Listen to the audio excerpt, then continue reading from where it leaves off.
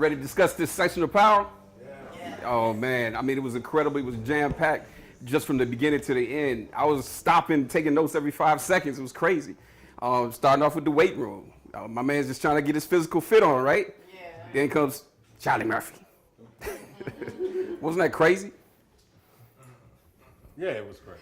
Yeah.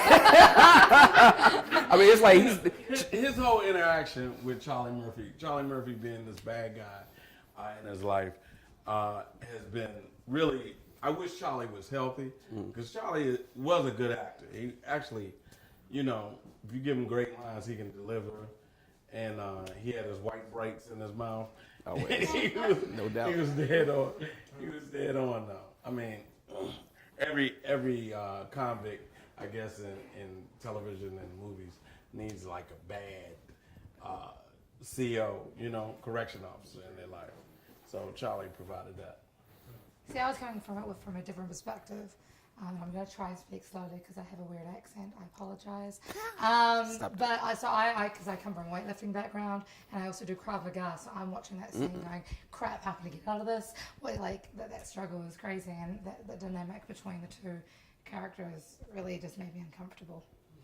Krav Maga, tell them a little bit about that. Krav Maga, it's Israeli contact combat, so it's a defense mechanism or defense system that is based on real life principles.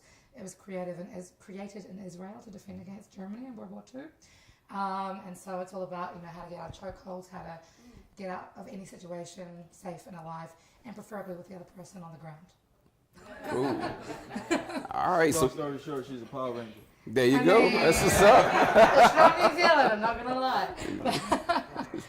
Catching the beat down.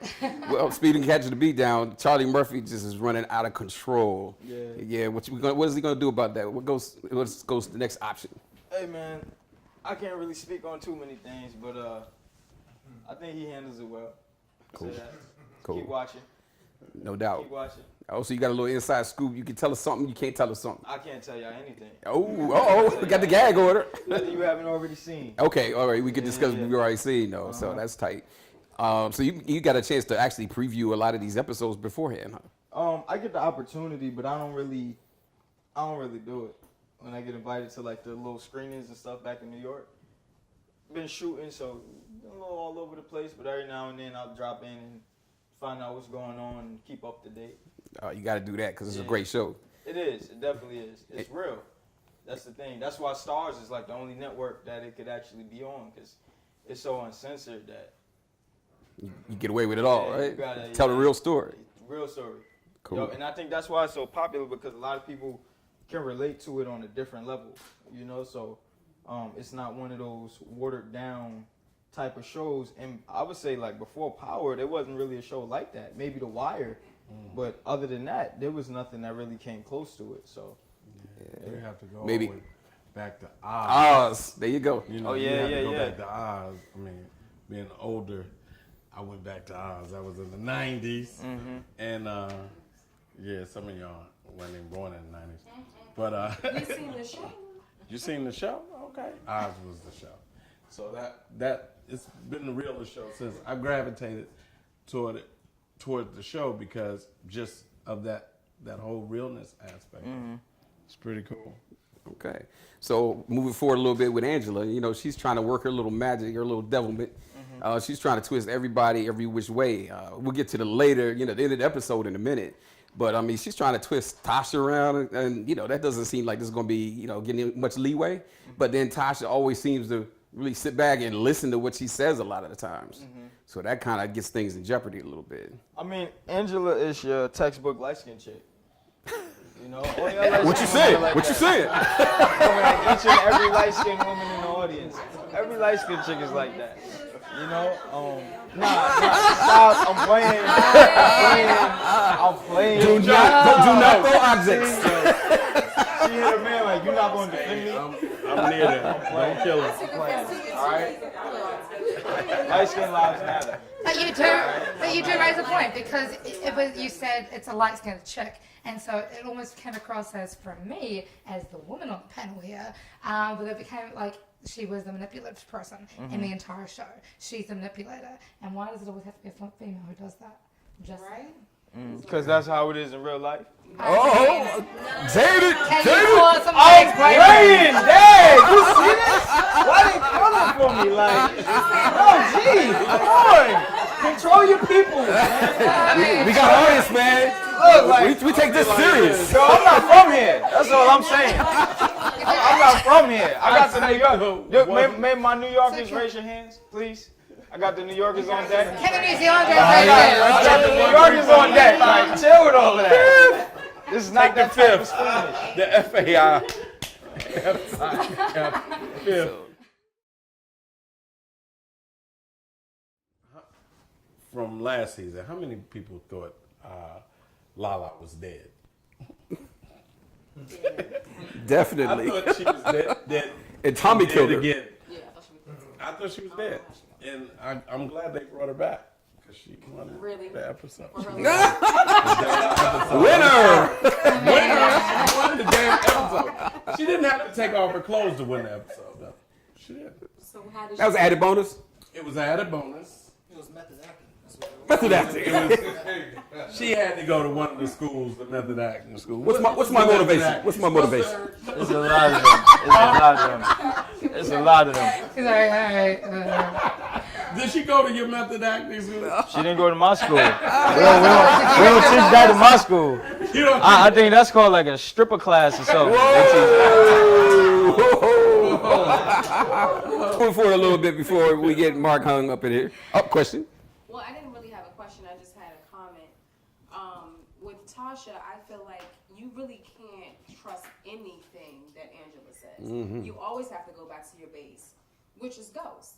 So, I mean, her second guessing it, you can't second guess it because as soon as you second guess it, then you slip up and you do some things that you shouldn't do. So hopefully she doesn't do that. That's all I gotta say. Yeah. No. She's being manipulated by her supervisor, so she didn't set out to do that on her own. She was kind of directed in that situation. Oh, we got a head shaker. We got a head shaker. Come on, you like caramel. You in between. You're not supposed to be taking sides right now. Okay, so it's a true light-skinned light right too. Yeah, let's hit it. I think Angie is nothing but is the chick on the side. And because she's the chick on the side, and so Angie, that was just a teenage fling, puppy love, immatured into something. But he knows that he cannot be his true core, ugly self with Angie. He can be that true core, ugly self with Tasha. But Tasha don't want more. And so that's a dilemma. But let me flip it on you though. Is his real identity that core ugly self, or is that a defense mechanism? And his real core is the dude who just wants to love somebody.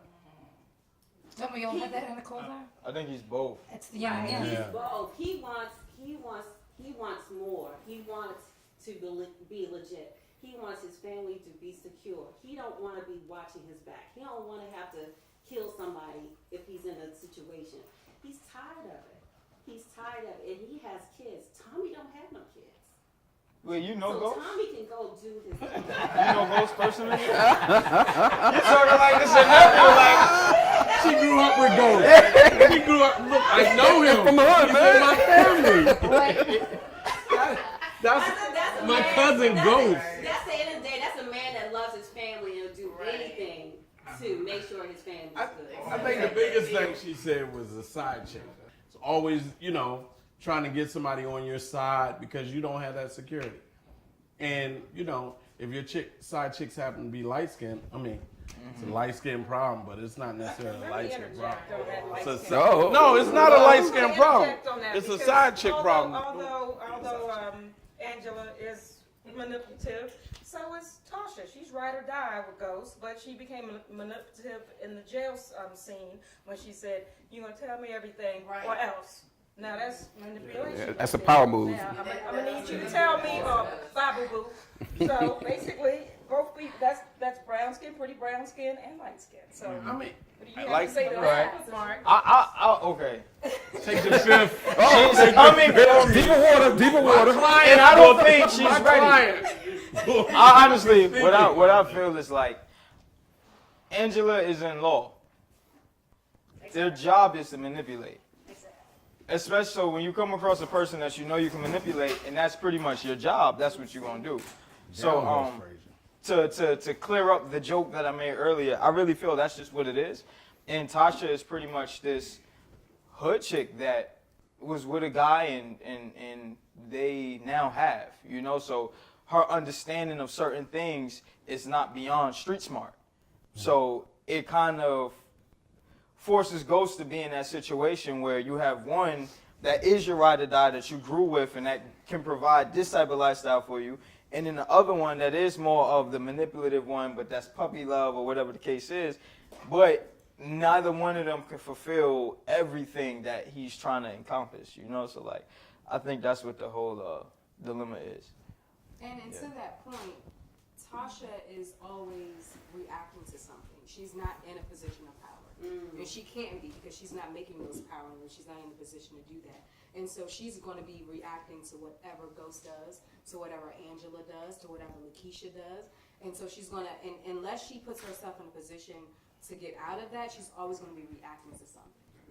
And so that's just going to be the moves that she makes. A nice segue from there is to the next reactor. Somebody who better hope that Ghost gets out of jail soon, Julio. That dude is catching an L because everybody's plotting to get him. We got Crystal Ball. We had Tommy is really losing his patience with him. And then you got Dre who's plotting against him too. What's he going to do? We know you mummed up. We know you mummed up.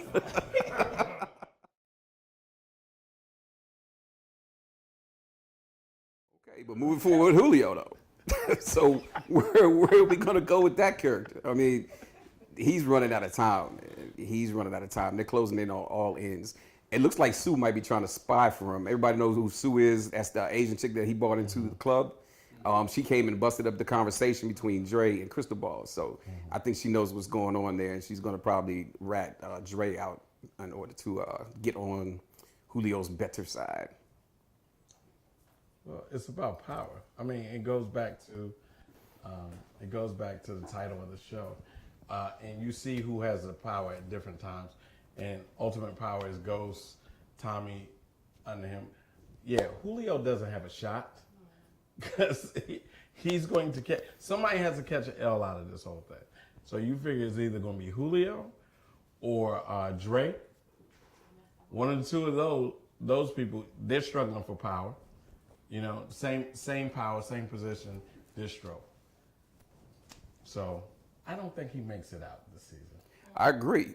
Dre is, one, we talked about him last week. He seems to be like a cat on a hot tin roof. He was reacting to everybody and spinning around. But at the same time, he's handling a whole lot of positions. He's running the club. He's running drugs through the club. He's doing a whole lot of things.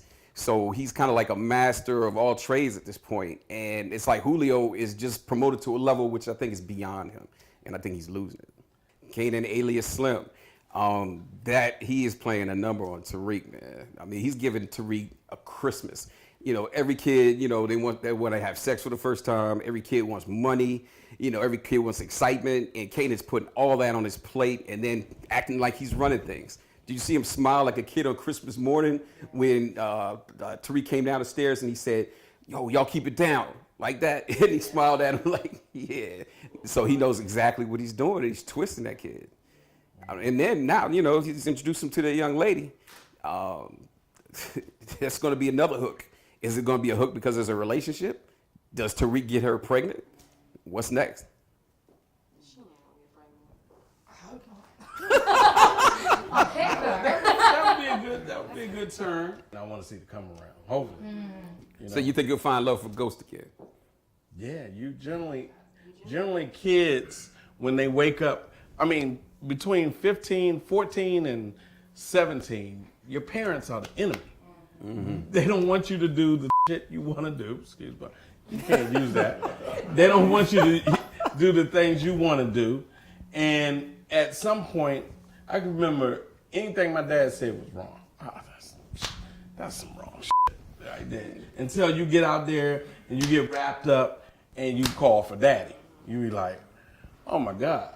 So in my family, it's a little different. My dad was the mob. We were married to the mob. So most of the shit he said was wrong, but eventually I got caught up. I got caught up and I needed him, so it came back around. So, and seeing that you as a young person, you need a bad guy, and the bad guys, you live with the bad guys, but they provide for you, and until you realize what they go through to do what they do, so you can have. That's when you get the light bulb cuts on, and you're like, oh man, my parents are dope. They're really for me. So hopefully that storyline takes something. Add to that, a lot of kids, when they do go off the beaten path, it's generally because they're looking for some sort of security. And unfortunately, as it turns out, his family can't, in his mind, provide that same security because, Ghost is in jail. So I feel like once that turnaround comes, I think it will, the game will change quite significantly. If that makes sense. Now, your boy Ghost is waking up, isn't he? I mean, he finally had to get threatened and almost have Charlie Murphy take his life. But then you see how he responded. He started clicking into full Ghost mode. He told Proctor to go ahead and find out about a couple people, that came back to even helping him. Then he went ahead and he confronted Teresi. And he was like, this is over. This is an end. And then Teresi, and I didn't even realize where he was going with it at first. I thought he was just saying, okay, the stress of the trial, on his wife. But then he brought up the fact that the guy who got killed, Saletti, his family would be finding out. And then his wife isn't safe. He's not safe. Nobody's safe. So he had to fold, man. So I'm wondering where it goes with that. Is Teresi just going to fade into the dark? Or I think he's too strong a character. I think there might be some alliances made, possibly with Ghost. I mean, now that they're both on even footing and nobody's actually trying to harm each other anymore because he can't. Any thoughts on where that goes? I was curious, why did you want to meet Tommy, the Teresi's dude? That's huge right there. Wayne, you got any thoughts on that? Oh, yeah. And this is, we got to take it back. We got to give credit where credit's due, though. Yeah. Panama Jackson actually came up with this theory last week, but I think Wayne was already thinking about it. And what was that theory? That's Tommy's dad. That's got to be Tommy's father. Tommy never knew his father, which is why he and Ghost kind of ran together. And the moment you see this character, he really starts to question where Tommy is from and, what's his family background. And when he hears the Egan name. So as soon as he hears Egan, he pops up. Ears popped up. Yeah. So hopefully we'll find out if that is his father sometime. I mean, he only other real white character in Let's make the connect, y'all. This joint ain't really rocket science. It's people like us writing. So. And that brings an incredible memory back to me. Remember, I think it was last season, or maybe the season before that, where Tommy was being pinned down by the gunman. Right. And Ghost just came out of nowhere, handled business, and left, and never told Tommy about the whole situation. That's true love, man. That's brotherly love right there. And he was there for him and whatnot. And he's going to do whatever he can to make sure Tommy's around. And Tommy had that doubt. But then, when we get to a situation we're going to talk about a little bit later, what happened when he had that doubt? He said, oh, is Ghost trying to set me up with the Ruiz recording? And he said, no. He broke into Greg Knox's apartment to get the recording to save you, and that's why he's in jail. So that was deep, man. One of the most powerful scenes to me in maybe this whole season, but definitely in this episode, was when Proctor was kicking behind in the courtroom.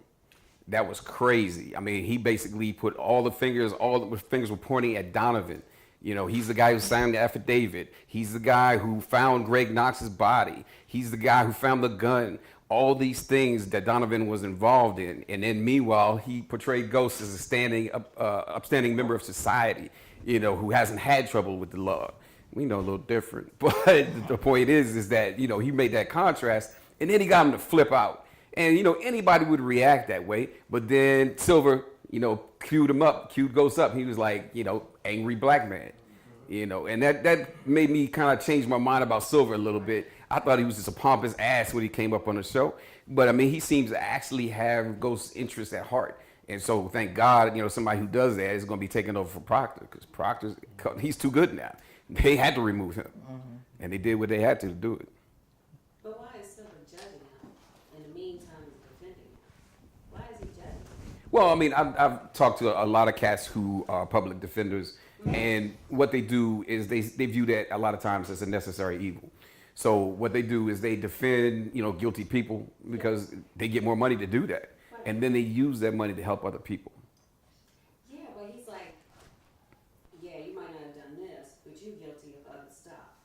And we're going to, I'm working for you, I'm going to get you off. I'm working for you, but you're still dirty.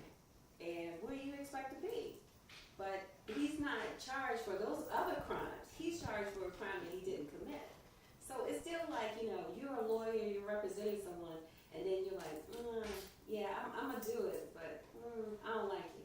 And does he? It's like, you as a client, it's like, you want to tell him, shut up. Right. Can you shut up and just do your job and let's not pass judgment? But he tried. Pass judgment on me, like he said, don't pass judgment on me. You don't know where I come from. But he tried that on the last episode, and then this is the first time I've seen Ghost really step to somebody hard, and the other cat did not fold. He went ahead and messed with his prison uniform, and he's like, "This brother," and I was like, "Wow, that's a strong character." Also, it's like what lawyers do.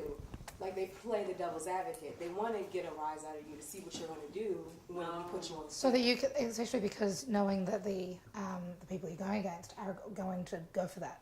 They're going to try and bring out the angry black man card because that makes you feel guilty. But If you that's when you're prepping to, right, but For sure. you're prepping to, because he's not going to take the stand. Everybody know that he's not going to take the stand. But as my lawyer, that's part of the prep. but as we're his not lawyer, prepping he needs to know for him everything. He talk. needs to know all facets or all sides of who Ghost is.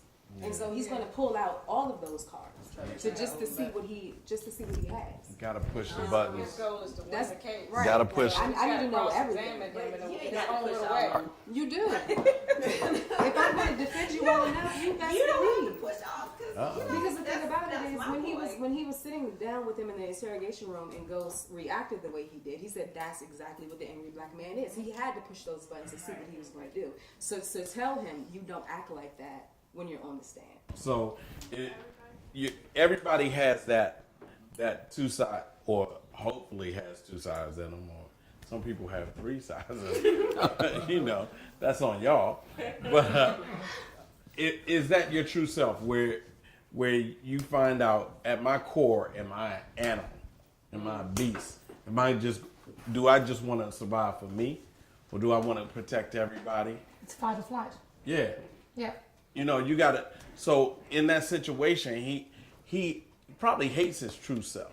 He hates who he is. So this new persona he tried to represent that he had last season with the club owner and all that stuff. But your attorney has to bring out everything, because somebody's gonna be able to push the button to bring out your true self, like the beast. The person who either runs away from the fight or goes to the fight with a knife. Like Tommy is always in his beast mode. Beast mode. His primal self. I would say primal self. Right. Instead of your true self, because I think your true self is all those things. For our next character analysis, we got Markham. Now, I said this last week, and looks like I was wrong. I said it last week. I was like, this guy's coming over from Oz. He's an accomplished actor. He was starring in Oz for all those many years. There's no way they're going to bring him on and not keep him around for a little while. And somebody last week said he's about to be the first one to die. Who was that? Anybody here?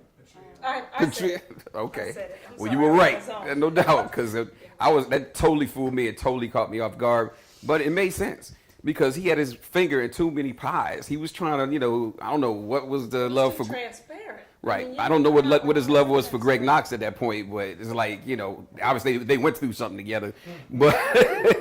But basically what's happening is, he just pressed it too hard and too fast and in too many different directions. And it's too many different time bombs around. And then Tommy finds out what's going on there. He's like, I'm going to be at that meeting. I didn't ask you. And then, we totally forgot about Tommy's involvement. And then he just came creeping up out of the shadows. Knife. That was nuts. Yep. And it was stupid, but it was brilliant at the same time. It was brilliant because he had doubts about Proctor. And now Proctor is locked in. He's had somebody murdered in his house, and now Proctor's had the responsibility of removing the body. So there's no way he's gonna actually, turn on Tommy at this point. And Tommy had his reservations, but now, you know, that all that is flipped. Well, more importantly, he has the evidence. Remember, he has the evidence.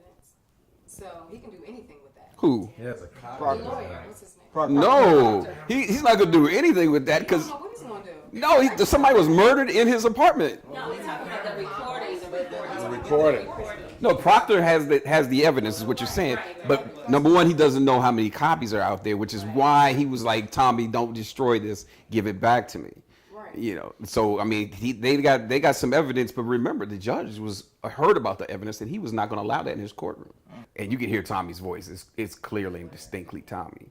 Exactly. Yeah, so then it's like, okay, they got a nail in the coffin for Tommy, so they got to kind of get all that information out there and try to just shut it down and put a nail in it. So what's going to happen next with that piece of information? That's what we're going to find out. Next Tune in week. next week. Indeed. But yeah, they man, Tommy, like you said, that's a primal self right there. You know, this dude is unchecked. So he's making good moves and he's making bad moves, but you know, who knows which direction we're gonna go with that one next. For sure. All right. Well, we come back to Ghost Protector. At some point, Ghost has to become this dude's protector again. Even in jail. I mean, that's the reoccurring theme of the whole show with those two characters. That Tommy jumps off and thinks he's the dude and finds out, wow, I bit off a little bit more than I could chew. And here comes Ghost. He'll Saves the rescue day. him. Yep. No doubt. Well, I think this is a good time to close it down. I want to thank all my guest panelists. Y'all did a wonderful job. Marc, John, Jefferies, Emma G, Wayne Bruce.